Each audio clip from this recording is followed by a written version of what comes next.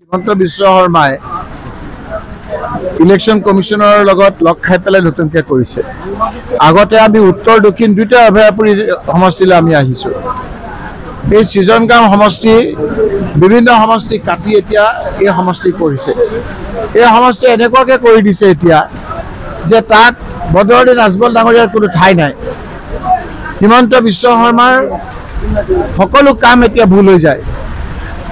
এইটো শাস্ত্ৰত আছে যে বিনাশকালে বিপৰীত বুদ্ধি। যেতিয়া তেওঁৰ বিনাশ হয় তেতিয়া প্ৰত্যেকটো কাম ভুল হয়।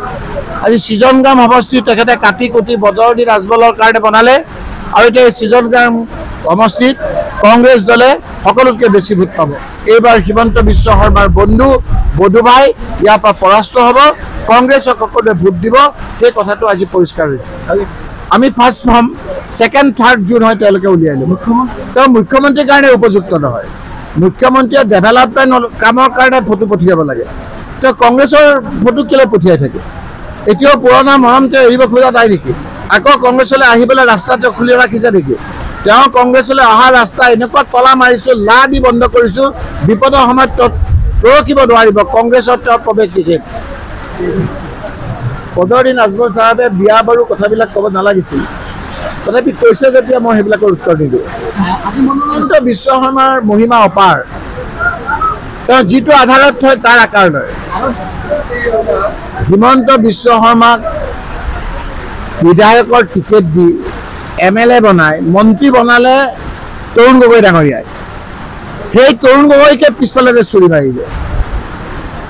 অত্যাচাৰী মানুহসকলৰ কোনো বন্ধু মিত্ৰ শত্ৰু নাই, কেৱল ক্ষমতা লাগে তেওঁলোকক। আজি যদি তৰুণ গগৈক পিছৰ পৰা চুৰি মাৰিব পাৰে, যাক বাপেক মাকৰ লগত তুলনা কৰিছিল, সেই মানুহজনৰ মহিমা অপাৰ। অত্যাচাৰী শাসকৰ শেষটো কিন্তু খুব বেয়া হয়।